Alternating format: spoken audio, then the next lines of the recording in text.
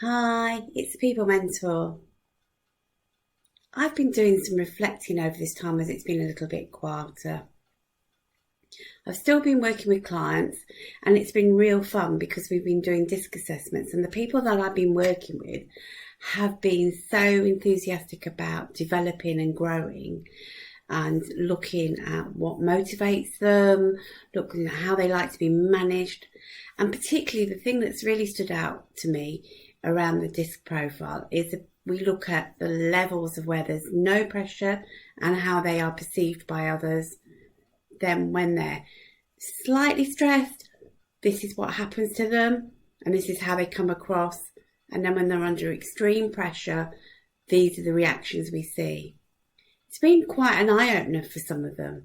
But what's been really, really good about it is all those ones that have done it have been open to it, have wanted to change, have wanted to develop and grow their impact on the teams. And so that's made me realise that what I want is clients that do want to be motivated to develop, who do want to learn, who do want to make the difference to their teams, who do want to get the best out of their teams and actually want to see their teams thrive and eventually move on because they're doing so well. I have found that in some instances, when people have been tasked to work with me, there's been no conversations with them. They've just been told, you're doing this. So they're not brought in straight away. And they're really not motivated at all. And so the homework doesn't happen. The actions that we agree and discuss don't happen. And basically that learning's wasted. I recently had this, and it was quite interesting because I had one person who was highly motivated, who took on board everything we discussed and went away and thought about it. Even the homework she was printing out and keeping it in a folder, and it was brilliant to see. And you could see she was thinking about how she could take it back to work and use it, and was coming up with some brilliant ideas. But then I've had others where they've just been told and they don't want to do it. So they don't do the homework, they don't do the actions we talk about week on week. And I can't do anything with those because they need to have been told in the first place that there are some performance issues.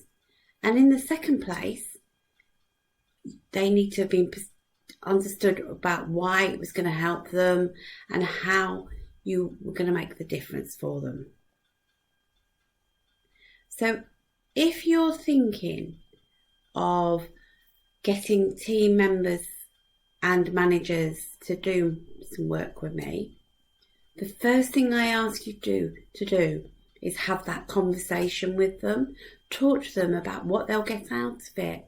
And if you're not clear, then ask me. I can explain that. For a start, who wouldn't like a harmonious team? Who wouldn't like a team that's creative and gets on with it? Who doesn't want to feel like they're getting less interruptions because the team are just getting on with it?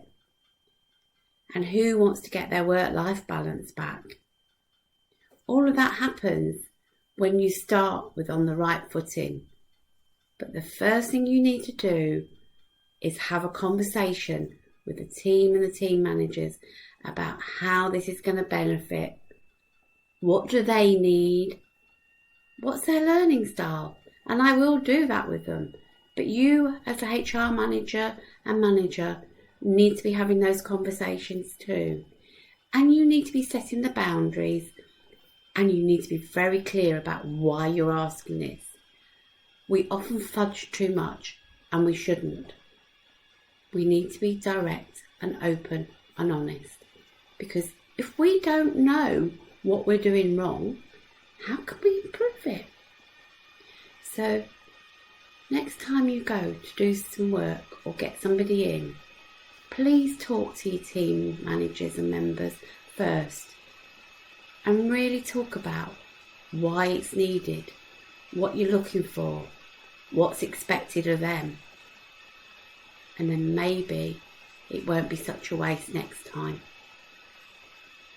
This is the People Mentor signing off for today. Thank you.